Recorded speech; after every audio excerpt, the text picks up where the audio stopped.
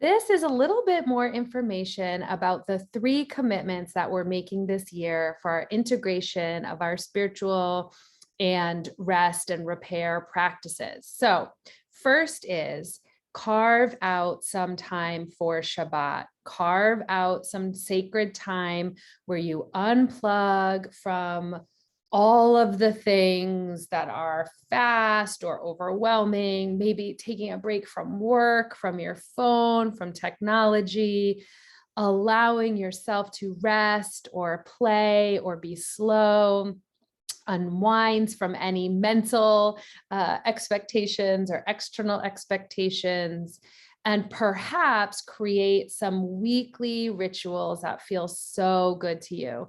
Perhaps it's a candle or delicious food, or you start your sacred Shabbat with a shower, like a cleansing ritual, and mark this time each week. So for some of you, that will be landing this 12 to 24 hours on your calendar and just sticking to the same day and time, no matter where you are, setting an intention to have a quiet rest. It actually doesn't even need to be quiet, but just a rest and a difference, like a separation from the rest of your life, and marking that time each week. For some of you, that's not possible because of your work schedule or caregiving schedule. And so you'll have to set your sacred time each week for rest. So if you always do your planning on a Thursday, setting it for the following week, or if you always do it on Sunday, setting it for the following week, but you're committing to a block, a chunk of time each week, right? Each week that has this savoring solitude, sacred intention, landing yourself in time, in that same time each week. And if you come to our Friday morning integration circles, we usually spend some time reflecting on the week that has just ended and then looking forward to the week that will start. And that can be really helpful as well. Number 2, follow Mama Moon. So are we waxing? Are we waning? When are our full moons? When are our new moons? This is not meant to be an overwhelming task to commit to just noticing the moon cycles. When is it a dark sky and you only see a little sliver, crescent? When is it full and how are you feeling? When are you, if you're bleeding, when are you bleeding? If you're not bleeding, what is your emotional hunger, energy, movement practice, and how does that change with Mama Moon cycles? Just noticing your own rhythms that are aligned with her. And number 3, elemental healing, paying attention to the elements, using elements to help us when we are dysregulated. So if we are feeling really vata, really overwhelmed, really in our head, so many thoughts, are we able to say, hold on, this is the element of air. I am going to intentionally choose to get close to the element of earth or the element of fire and just come down, right? So typically Vata is this upper above the head realm, and our lower chakras,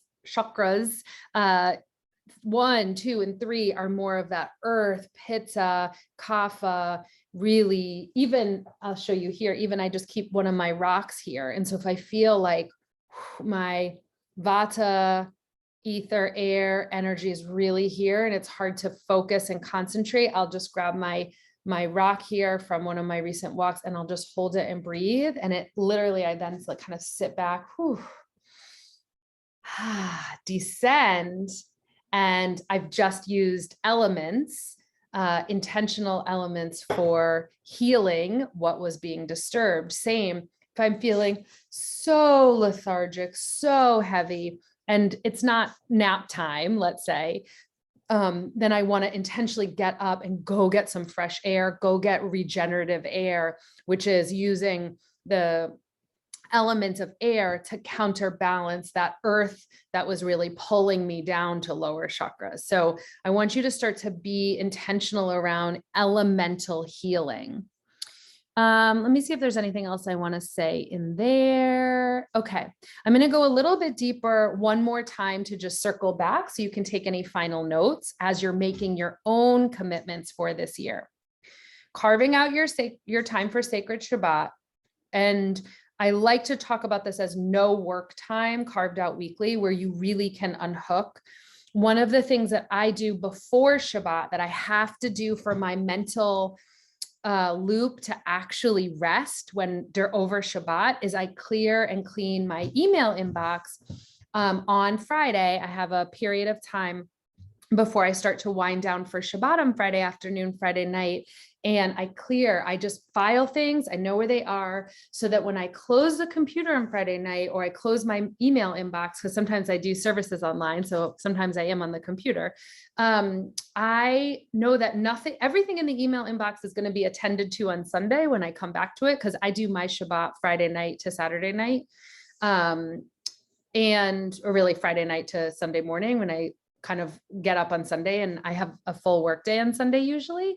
I love knowing during my rest that like everything that's in there, there's nothing caught on the loop of I have to email, I have to answer that, I have to answer that, I have to answer that. Everything has been attended to, everything is in its place, and then I'm able to rest. So some of you, as you're setting up your commitment for this year, may need to do some email inbox Jedi tricks, some cleaning and filing and organizing in order to create a system if you're someone like me who needs that. Now, some of you may have your own email system and that you're able to close your computer and rest and it doesn't bother you at all. And if that's you, Goddess bless. I want to be really clear on this commitment around Shabbat. You don't have to be Jewish to carve out this time. It really doesn't have anything to do with Judaism. It has everything to do with us as humans needing a break, needing regular rest, needing time to unwind and feel our animal body through movement and food and song and candles, or just sleep, or like getting one of my favorite Shabbat activities is just to get like a delicious, I like to read, old soul kind of books, get in bed with one and just read one in a whole day and just like have tea and stay in my PJs and read. And typically my kids are around doing the same thing. They might be snuggling with me. They might be going for a walk. They might be on a screen. But there's kind of this like rhythm that happens of like, ooh, this is so delicious. And so I just want to make sure you understand it doesn't have anything to do with being Jewish. It has to do with savoring a pause, a break, a sabbatical, a rest, and it's our birthright. Make some guidelines for yourself. I have been in a practice for many years now, and it's growing and changing and shifting. So just set a few guidelines. Maybe you just start with a few, like after work one day until the next morning or something like that. Just start with a few guidelines that work for you. I have a list over there of a few different options. That's what I was looking at, but I'm not going to bring that in now. Reach out if you need some suggestions or you want to talk through some ideas for you. It's a great time for digital detox. It's a great time for just relaxing, staring out the window, rubbing your feet with oils, taking long baths or showers, just creating some rituals that feel really good and natural. As the seasons change, your Shabbat time may change. It might end up being a long walk with maybe a snack or something, that's kind of planned out where you're really nourishing your body, mind, and soul. Landing ourselves in each week. Remember, the second commitment is to follow the moon cycles, noticing when she is full and shiny and bright and illuminating, and see what you feel called to do. Like see what what kind of like rewilding might be possible for you once you sort of hook into this moon cycle, and just kind of let your hair down with that. I love this idea of rewilding this year for us, that as we become in tune and in sync with the spirals and the seasonality of it all, that just being open to, oh, this isn't something I normally do, but now I want to do it, and seeing how that connects to your aliveness. And the third, remember, is working with elemental healing, paying attention to the elements, air, water, fire, and earth. And then ether is our like spiritual connection, as healing qualities for all aspects of life, using water to help soothe you if you're overheated mentally, emotionally, or physically. So that's me even putting, you can see the kitchen sink back there, like, oh, when everything is really pitta or fire, I just go to wash my hands. I say, oh, whew, cool me off. Or I keep my rose here, my dried roses, with rose water, and smell them. And that's really cooling for me when I get really pitta fiery. Using fire if you do feel heavy or stuck and need to burn through something mentally, physically, or spiritually. So that's where you could light a candle and write on little cards what you would like to burn through and burn them. You can also use your mind. You can use imagination and visualization. You don't actually have to burn anything, or even play with like, oh, I'm feeling so fiery or competitive, or I'm comparing, or some of those, I'm feeling really cognitive, like addicted to my thoughts. Let me just imagine myself by a candle, like a healing candle, gazing at it, and see how that starts to settle your nervous system. So there's lots of really beautiful, creative ways to work with the elements in real life, with touching and holding and sensing, and in the imaginal mental field. Following the breath, connecting to source. If you need some extra divine love, that's really where we're talking about the ether element. And the ether is the one that really has the mystical, spiritual aspect. And so when we feel yearning, seeking, maybe lonely, and we really want to connect with the wider realm, the spiritual realms, or the ancestral realm, or the guide realm, however you talk about it. I talk about it these days in terms of like angels, ancestors, and allies. That's in my practice. So see how that feels for you. But one of the ways that I connect with my angels, allies, and ancestors is really just, I lean back, and I just start breathing. And literally I can feel in my central channel, it's like a connection to source. It actually happens. I can feel it when I lean back, and then it happens right in the back of my heart. And then I get the like truth bombs. I get like a whole shiver, and then I feel so supported and connected. And that is specifically how I use the ether element, the idea that there's an element that's non-tangible and spiritual that we can connect to in our healing. When I'm in my head too much, or there's challenge in the relational field, or I'm just feeling isolated or lonely, let me lean back, take some breaths, see if I can connect to the spiritual aspect, do some breathing, and then see what happens.